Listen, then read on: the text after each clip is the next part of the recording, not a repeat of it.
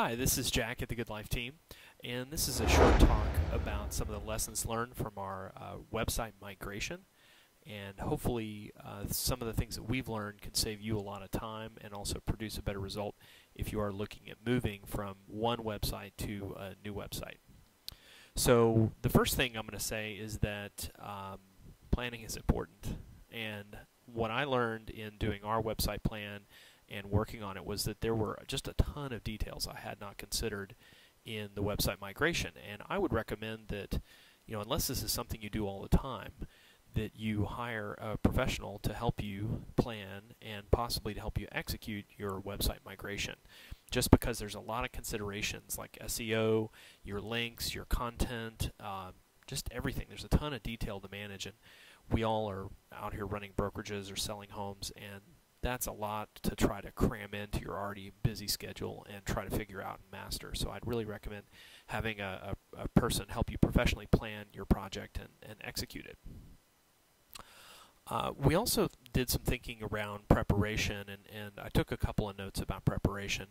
One of the things that you're going to want to do when you move to your new site is compare it to your old site and make some assessments about, did the changes that you made work? Did you produce better user experience, more effective lead capture, all those questions. And so one of the things you want to make sure with your current site, so if you're considering a move, get your analytics in place now so you can start building a good base of analytic data, so Google Analytics or any of the paid analytics products.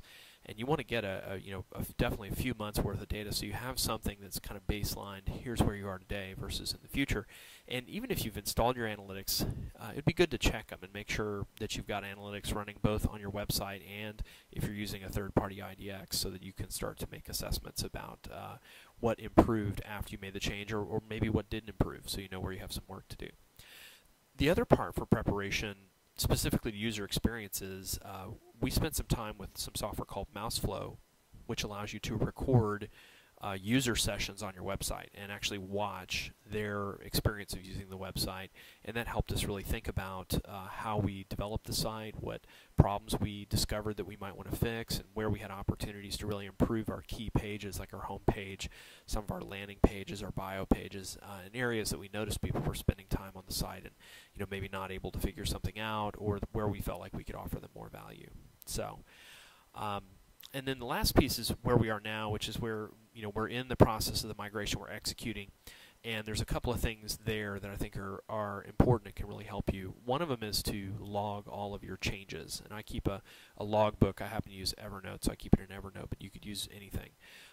That just every time we set up a new account, made some kind of change or tweak, installed a plugin, did any of those kinds of things, that we have a kind of a history of what's happening with migrating and setting up the new site.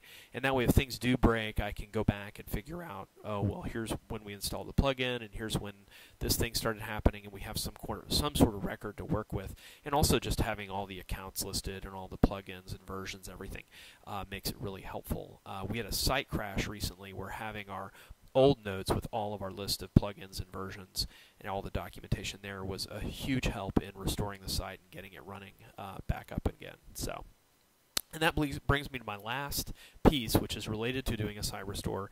The best time to test your backup process is right after moving your site. So you want to get your site moved, get everything set up, do a full backup, get your backup process running, make sure it's running every day, and then do a full site restore and make sure the backups are working. Like I said, we recently had a site crash where we had some of our content was damaged and there were some changes made, and so we did need to restore. And when we did that, we discovered that our backup process, while it was getting posts and pages and images and everything, was missing a couple of fields from our PodPress video podcasting plugin. And because of that, all of our posts with videos attached to them lost the links to the videos, and so now we're having to rebuild those by hand. And that's just a testing error. We never tested it. We never tested our backup process with that new plugin added. And so after you move your site, I highly recommend make sure that you can destroy the site and rebuild it, so that you don't have to be rebuilding any of that from scratch or working from very old content or data. So those are a few of the things that I learned. I'd say in considering your site, the plan is a huge deal. Getting the plan right. Preparing is very important. Looking at your analytics and making sure your usability is good, and what changes you want to make, and then logging changes, and then making sure your backup processes are working. And we'll be doing another video like this after we complete the migration, and I'll talk about, because we're going to learn more as we migrate, and I'll definitely report on how that went and what other lessons we learned that might save you a lot of time. Also, if you're interested in hearing a little bit about some of the things we've done differently on our site, we recently published a blog article on coffeewithchristina.com, which is Websites of the Future. It really is our vision for what we think is different about real estate websites now. So if you'd like to hear a little bit more about what we decided to do differently on our new site, there's a full blog article and video there. So great, thanks, and have a great rest of your day.